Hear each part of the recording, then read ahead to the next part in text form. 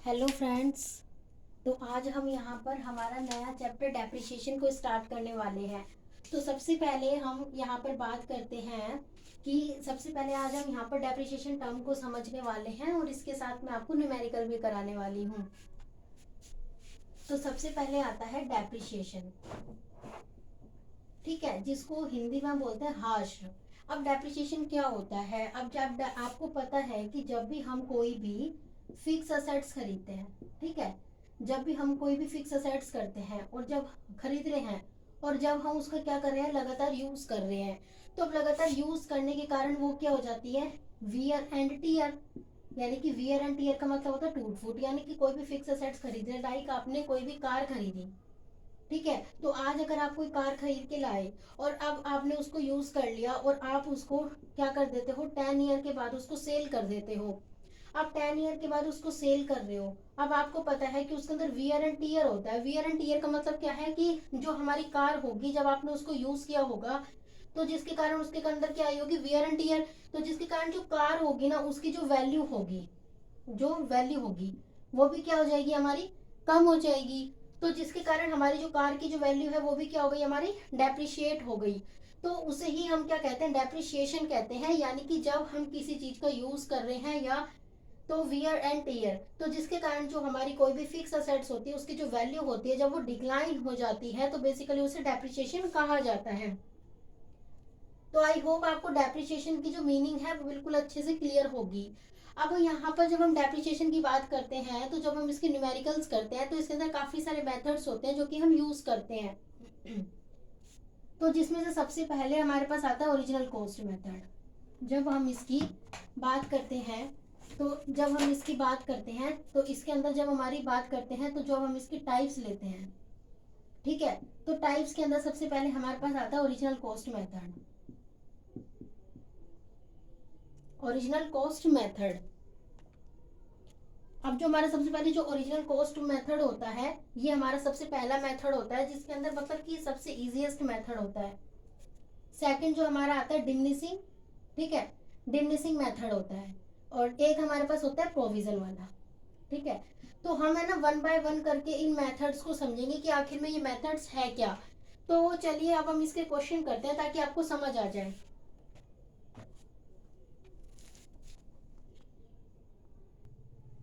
चलिए फ्रेंड्स, तो आज हम इसका एक न्यूमेरिकल देखते हैं। तो हमारे पास सबसे हम फर्स्ट न्यूमेरिकल ले रहे हैं, ठीक है। तो मैं आपको यहाँ पर कुछ डाटा बता रही हूँ जिसके बेस पे हम क्वेश्चन को करने वाले हैं। तो यहाँ पर हमारे पास कुछ डाटा गिवन है। जैसे कि मैंने यहाँ डाटा ले लिया कि 2015 जैन फर्स्ट, इसको हमने एक मशीनरी परचेज की है। और जो मशीनरी है ना, वो हमने मान के चलते हमने एबीसी लिमिटेड से परचेज की है। किससे की है, एबीसी लिमिटेड से हमने क्या किया है, परचेज किया है। और जब हमने उसको परचेज किया है तो उसकी कॉस्ट है 90,000। अब जब हम मशीन को परचेज करके ला रहे हैं तो उसके अंदर कुछ और जो है वो एक्सपेंसेस भी उसके ऊपर लगाए गए हैं, और जो अदर एक्सपेंसेस इसके ऊपर लगाए गए हैं वो 10,000 रुपीज है, ठीक है फ्रेंड्स। अब हमने क्या किया है कि जब हम इसकी बात करते हैं तो जो इसकी जो इफेक्टिव लाइफ दे रखी है, इस क्वेश्चन के अंदर जो लाइफ दे रखी है वो दे रखी है 10 ईयर। कितनी दे रखी है, 10 ईयर। और अब हमें क्या करना है, इसकी कुछ स्क्रैप वैल्यू भी दे रखी है। अब बात यहाँ आती है कि स्क्रैप क्या होता है। अब स्क्रैप वैल्यू वो वैल्यू होती है जिस पर आप किसी भी असेट्स को जब वो एट लास्ट बच जाती है तो हम उसे उस वैल्यू पर क्या करते हैं, सेल कर देते हैं, जैसे कि भंगार टाइप, ठीक है। तो उसे हम क्या बोलते हैं, स्क्रैप। तो जो इसकी स्क्रैप दी हुई है वो हमारी दी हुई है 20,000 की, ठीक है। और अब हमें क्या करना है, इस क्वेश्चन को करना है और हमें 4 ईयर अकाउंट बनाने हैं, ठीक है। साथ साथ में हमें मशीनरी अकाउंट बनाना है, डेप्रिसिएशन अकाउंट बनाना है, ठीक है। इसके अलावा हमारी जो फर्दर कैलकुलेशंस होती है वो हमें करनी है। चलिए फ्रेंड्स, अब हम इसके वर्किंग मेथड से हम इसे स्टार्ट करते हैं। तो यहाँ पर अब हम इसका आंसर कर रहे हैं। अब यह जो हमारा क्वेश्चन है ना, सबसे पहले मैं आपको ओरिजिनल कॉस्ट मेथड से आपको क्वेश्चन करवा रही हूँ ताकि आप उसको अच्छे से समझ सके। तो चलिए सबसे पहले हमारे पास इसका जो हम सबसे पहले हमें निकालना होता है कि हमारा जो पूरा साल होगा उस पूरे साल का डेप्रिसिएशन क्या होगा। तो पूरे साल को बोलते हैं एनुअल। तो सबसे पहले हम निकालेंगे एनुअल डेप्रिसिएशन, एनुअल डेप्रिसिएशन। अब एनुअल डेप्रिसिएशन निकालने का एक फॉर्मूला होता है जो कि आपको याद रखना होगा कि कॉस्ट ऑफ एसेट्स माइनस, यानी कि जो हमारी एसेट्स की कॉस्ट होगी वो माइनस में स्क्रैप वैल्यू डिवाइडेड बाय, हम उसे डिवाइड कर देंगे किससे, एस्टिमेटेड लाइफ से, एस्टिमेटेड लाइफ ऑफ एसेट्स। ठीक है, तो जनरली ये हमारा फॉर्मूला है। अब हम बात करते हैं कॉस्ट ऑफ एसेट्स। तो हमारी एसेट्स कितने थाउजेंड की थी, 90,000 की एसेट्स थी और अदर जो एक्सपेंसेस लगाए गए थे वो कितने थे, 10,000 रुपीज थे। तो ये हमारा खर्चा था। तो हमारी एसेट्स कितने रुपए की हो गई, 1 लाख की हो गई। 90,000 में 10,000 ऐड करोगे कितना हो जाएगा, 1 लाख। माइनस में स्क्रैप वैल्यू, स्क्रैप वैल्यू कितनी गिवन है हमारे क्वेश्चन में, 20,000 divided by estimated life. Estimated life कितनी क्वेश्चन में गिवन है, 10 ईयर। तो हम क्या कर देंगे, 10 से इसको डिवाइड कर देंगे। अब हम क्या निकल के आ जाएगा, हमारा एनुअल डेप्रिसिएशन निकल के आ जाएगा अगर आप करोगे तो 8,000 पर एनम। ठीक है फ्रेंड्स, तो ये हमारा आ गया 8,000। अब यहाँ पर बात आती है कि काफी क्वेश्चन में है ना हमारे पास, जैसे अभी हमने स्टार्ट किया है तो इसके अंदर डेप्रिसिएशन की रेट गिवन नहीं है। तो जब हमें क्या निकालनी हो, रेट, क्या निकालनी हो, रेट। तो रेट निकालने के लिए हमारे पास एक फॉर्मूला होता है जिसको हम अप्लाई कर देते हैं कि हमारा डेप्रिसिएशन आया कितना है। ठीक है, यानी कि अमाउंट ऑफ डेप्रिसिएशन कि कितना अमाउंट आया है। ठीक है, उसके बाद हमारे पास टोटल कॉस्ट, टोटल कॉस्ट किसकी, असेट्स की, इनटू में 100।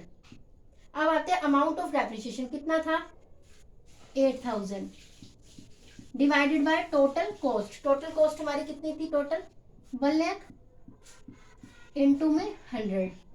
अब जब हम इसको कर देंगे तो हमारा कितना आ गया, 8%। यानी कि इस क्वेश्चन में हमें दो चीज पता चल गई अभी तक।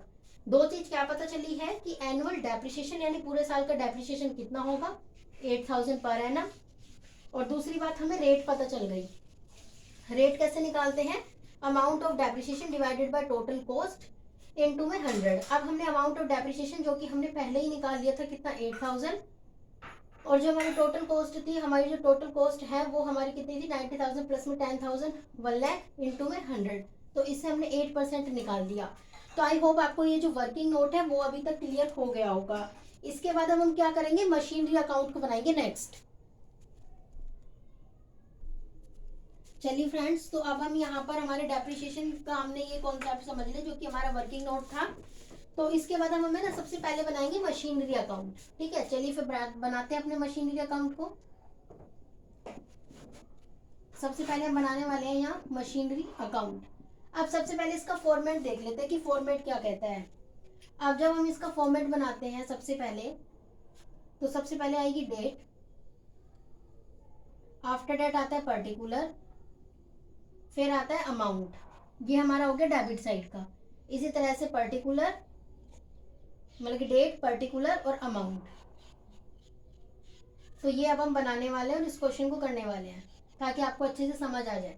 सबसे पहले मशीनरी अकाउंट बनाने वाले हैं। तो यहाँ आएगा date, particulars, amount, date, particulars और अमाउंट। ठीक है, तो अब हम क्वेश्चन को स्टार्ट करते हैं। जब भी हमारे पास क्वेश्चन, हमारा स्टार्टिंग कब हुआ है, 2015 जैन 1। एक चीज और लिख लेते हैं, यहाँ पर जो हमारा अकाउंट जो क्लोजिंग डेट है ना वो हमारी दिसंबर में हो रही है। यानी आपको पता है कि हमारे पास जो हमारा कैलेंडर ईयर होता है वो हमारा जैन टू दिसंबर होता है। बट जनरली जब हम अकाउंट की टर्म में पढ़ते हैं तो हमारा जो क्लोजिंग होता है वो हमारा अप्रैल टू मार्च होता है। बट मैं यहाँ पर दिसंबर लेके चल रही हूँ, तो उसके हिसाब से हम यहाँ पर क्वेश्चन करने वाले हैं। तो स्टार्ट कब हुआ है, 2015 जैन 1। अब देखो हमने क्या किया है, मशीनरी को परचेज किया है कितने की, 90,000 की, और 10,000 का हमने एक्सपेंसेस किया है। तो जब भी हम मशीनरी को जब हम परचेज करते हैं तो हम क्या एंट्री करते हैं कि मशीनरी आ रही है तो मशीनरी अकाउंट डेबिट। अब मैं यहाँ पर बैंक लेके चल रही हूँ जनरली, क्योंकि मैं सोच रही हूँ कि बैंक से पेमेंट हो रही है तो मैं कर दूंगी क्या, टू बैंक, क्योंकि मेरे पास से पैसा गया। तो कब की बात है ये, 2015। 2015 कब की है? Jan 1st, Jan 1st। सबसे पहले लिखूंगी टू बैंक, टू बैंक सबसे पहले कितना लिखूंगी? अमाउंट का 90,000। इसके अलावा मैं लिख दूंगी इसी में ही सेम टू बैंक, यानी उसको कैरिंग वगैरह अदर जो भी एक्सपेंसेस है वो कितने के? 10,000। ठीक है, तो मेरा टोटल खर्चा कितना हो गया होगा? 1 लाख का हो गया। तो मैं अभी यहाँ पर अकाउंट को क्लोज बाद में करूंगी, पहले मैं डेप्रिसिएशन लगा देती हूँ इसका। तो देखो डेप्रिसिएशन आपको पता है पर एनम होता है हमेशा के, यानी कि 1 साल का भी हम चार्ज करना है, क्योंकि अभी यहाँ पर ऐसा ये सिंपल क्वेश्चन चल रहा है, तो मैंने ऐसा कोई भी नहीं बताया है कि कोई फर्दर कोई नई मशीनरी परचेज किया है या फिर मैंने कोई मशीनरी को सेल किया है, तो ऐसा मैंने अभी नहीं बताया है आपको। तो यहाँ पर मैं क्या कर दूंगी? 2015 है, यहाँ पर याद रखना ये Jan 1st है, तो जो जैन होगा, जो Jan 1st होगा, Jan 1st है वो हमारा दिसंबर में एंड होगा कहीं ना कहीं, तो जो जैन होगा वो हमारा दिसंबर में एंड होगा और 2015 के में ही होगा। ठीक है, तो ये आप याद रखना बात। तो 2015 दिसंबर 31st, क्योंकि अकाउंट हमारे क्लोज होंगे। अब देखो यहाँ पर हमारे पास जब डेप्रिसिएशन की हम एंट्री करते हैं तो हमारी एंट्री क्या हो जाती है? Depreciation account debit to machinery होती है। तो इसलिए जो डेप्रिसिएशन है वो बाय में आ रहा है, तो हम क्या लिख देंगे? Bye depreciation. ठीक है, अब जब डेप्रिसिएशन निकालना बता देती हूँ मैं आपको यहाँ पर। अब देखो यहाँ पर बात आती है डेप्रिसिएशन निकालने की, तो टोटल अमाउंट कितना है? 1 लाख। ठीक है, अभी आपको पता है मैंने रेट कितनी बताई थी जब हम क्वेश्चन कर रहे थे, तो उसके अंदर हमने 8% रेट निकाली थी, ये भी लिख सकते हो। या फिर सीधा सीधा मैंने आपको जो पहले वाला फॉर्मूला था मेरा कि कॉस्ट ऑफ असेट्स माइनस में scrap value divided by estimated life of assets, उसको भी अगर हम फॉलो करते हैं तो वहां पर 8,000 आ रहा था, तो ये कितना हो गया मेरा? 8,000। ठीक है, अब मेरा ये कितना बन गया? 1 लाख। ये मेरा बन गया 1 लाख यहाँ का बैलेंस, इसको हमने इक्वल कर दिया और उधर की साइड लेके आना है। अब यहाँ पर मेरा बैलेंस बचेगा सेम डेट कोई, तो मैं लिखूंगी बाय बैलेंस कैरिड डाउन। ठीक है, जब बैलेंस बचता है बैलेंसिंग फिगर तो कैरिड डाउन आता है, जब हम उसको दूसरी साइड लेके आते हैं न्यू ईयर के फर्स्ट में तो उसे हम ब्रॉट डाउन बोलते हैं। तो बैलेंस कितना बच जाएगा? 92,000। तो ये क्या हो गया? हमारा बैलेंस हो गया, और इसको हम इक्वल कर देंगे इसके, और आप है ना साथ साथ इक्वल करते चलना दोनों को। इसके बाद हम नेक्स्ट ईयर में आते हैं। 2015 कंप्लीट हो गया, कब तक का बनाना है हमें? 4 ईयर का बनाना है। तो 15 कंप्लीट हो गया, अब हम 2016 में आते हैं। 2015 16 Jan 1st। अब इसके अंदर सेम वही लगेगा। अब मैं कोई, ये तो मैंने असेट्स परचेज की थी इसलिए मैंने टू बैंक लगाया था, बट अब मैं कोई भी ना असेट्स को परचेज कर रही ना बाय कर रही, ओनली डेप्रिसिएशन अप्लाई करना है बस मुझे, और कुछ नहीं करना। तो डेप्रिसिएशन अप्लाई करने के लिए बाय डेप्रिसिएशन वहां है। अब मेरा जो बैलेंस था वो मैं उतार लूंगी यहाँ पर, टू बैलेंस ब्रॉट डाउन। यहाँ पर बीडी यूज होता है, ब्रॉट डाउन यूज होता है, वहां पर कैरी डाउन यूज होता है। कितना था? 92,000।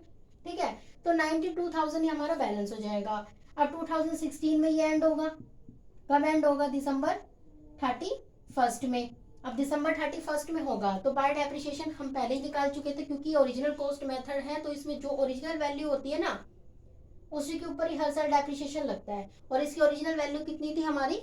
1 लाख रुपीज थी, तो उसी के ऊपर हमेशा डेप्रिसिएशन लगेगा। जब अगर हम इससे दूसरा मेथड पढ़ेंगे ना वो अलग होगा, तो पहले हम इस मेथड को कंटिन्यू कर रहे हैं। तो Jan 1st 31st दिसंबर बाय डेप्रिसिएशन। डेप्रिसिएशन कितना था? 8,000 रुपीज। फिर उसके बाद सेम ही दिन बाय बैलेंस कैरी डाउन, यानी कि 92,000 यहाँ था मेरा। अब इस 92,000 में से 8,000 को क्या कर दूंगी मैं? लेस कर दूंगी, तो मेरा कितना बचेगा? 84,000। ये मेरा कितना आ जाएगा? 92,000। ठीक है, अब इसके बाद इसी तरह से सेम मैं 2017 में आ जाऊंगी। अब Jan 1st to balance brought down कितना था? 84,000। ठीक है, इसी तरह से अब 2017 का 2017 में ही खत्म होगा दिसंबर 31st में बाय डेप्रिसिएशन। कितने का? वही सेम 8,000 का। बाय बैलेंस कैरेट डाउन, यानी कि बैलेंसिंग फिगर में कैरेट डाउन मेरे पास, अब मैं इसको क्या कर रही हूँ, कैरेट डाउन कर रही हूँ, तो कैरेट डाउन मेरे पास कितना हो जाएगा 76,000। अब ये मेरे पास कितना हो जाएगा, ओवरऑल 84,000 हो जाएगा, ठीक है। अब इसके साथ साथ ही मैं नेक्स्ट पे आ जाती हूँ 2018 का, जन फर्स्ट सेम वही टू बैलेंस ब्रोड डाउन। अब मैंने क्या किया, बैलेंस को ब्रोड डाउन कर दिया, 76,000 वहां था, यहाँ ले आई,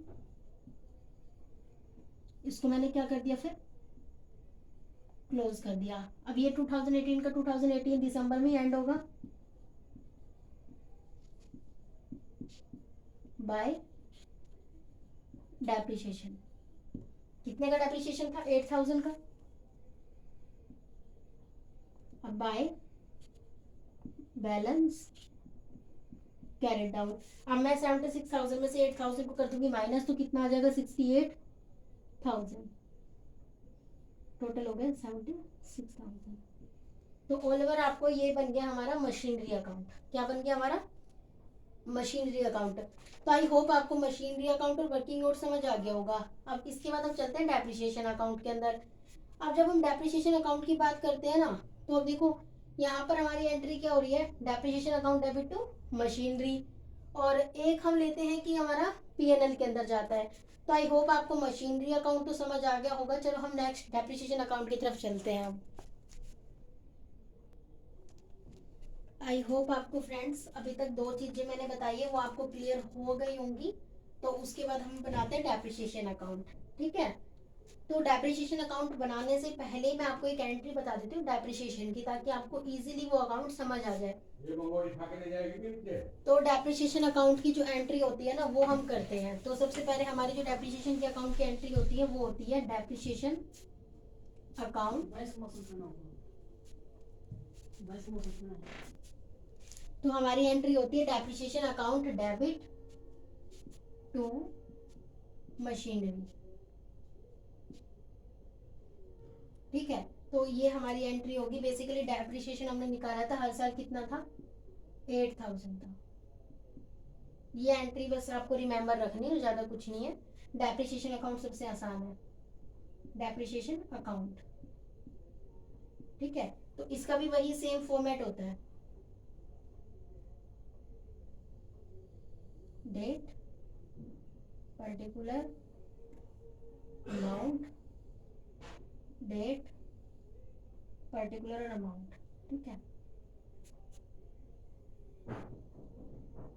डेट पर्टिकुलर अमाउंट, ये हमेशा डेबिट साइड होती है, वो क्रेडिट होती है। डेट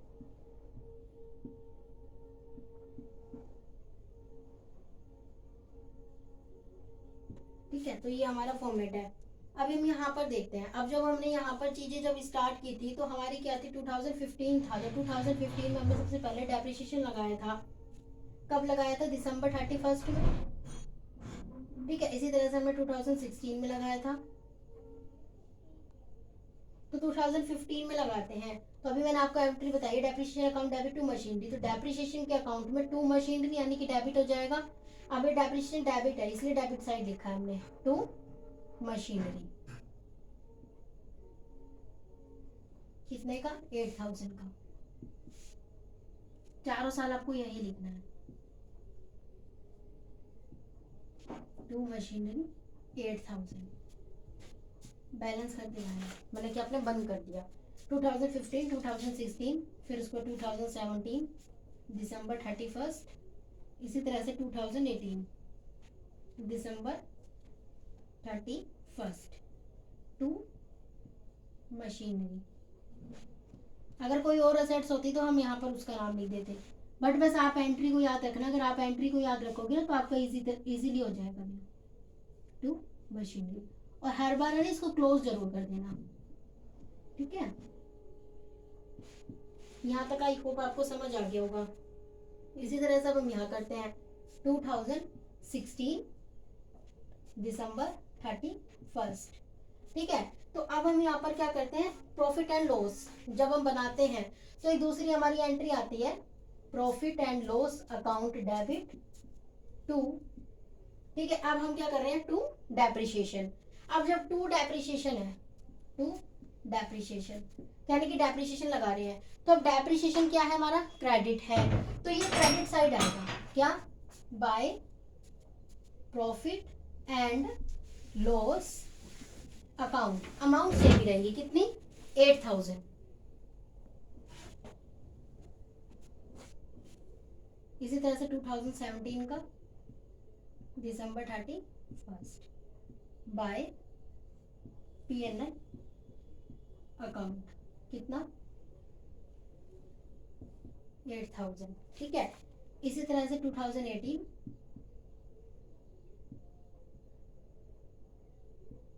इसी तरह से 2019।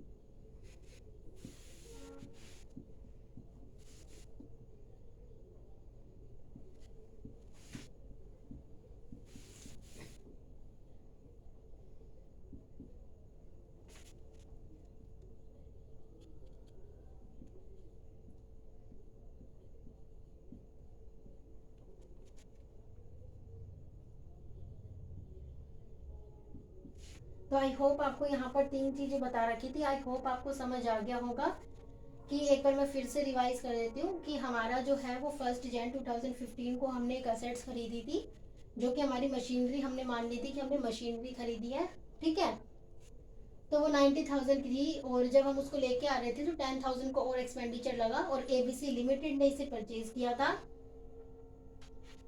इसके अलावा जो उसकी लाइफ थी ना वो 10 ईयर की थी, स्क्रैप वैल्यू 20,000 की थी, और 4 ईयर का हमें अकाउंट बनाना था, साथ साथ में मशीनरी अकाउंट बनाना था, डेप्रिसिएशन बनाना था, और जो हमारे अकाउंट थे वो हमारे 31 दिसंबर को क्लोज हो रहे थे। तो ये हमारी कुछ बेसिक इन्फॉर्मेशन थी। तो ये हमारा जो सबसे पहला मेथड है डेप्रिसिएशन का, वो हमने फॉलो किया यहाँ पर, कौन सा, original cost method, original cost method, जो कि हमारा सबसे इजी मेथड है और सबसे पहला मेथड है। ठीक है, तो अभी हम इसके कुछ न्यूमेरिकल्स करेंगे नेक्स्ट वीडियो के अंदर, फिर उसके बाद मैं आपको सेकंड मेथड स्टार्ट कराऊंगी, वो हमारा होगा रिटर्न डाउन वैल्यू मेथड। तो इसके लिए आई होप आपको समझ आ गया होगा फर्स्ट मेथड एप्रिसिएशन का। अगर आपको वीडियो पसंद आती है तो लाइक कीजिएगा, शेयर कीजिएगा और सब्सक्राइब कीजिएगा। इसी तरह से हम डेप्रिसिएशन चैप्टर को कंटिन्यू रखेंगे सीरीज को, और फर्दर टर्म्स के बारे में और न्यूमेरिकल्स के बारे में हम डिस्कस करेंगे। Thank you.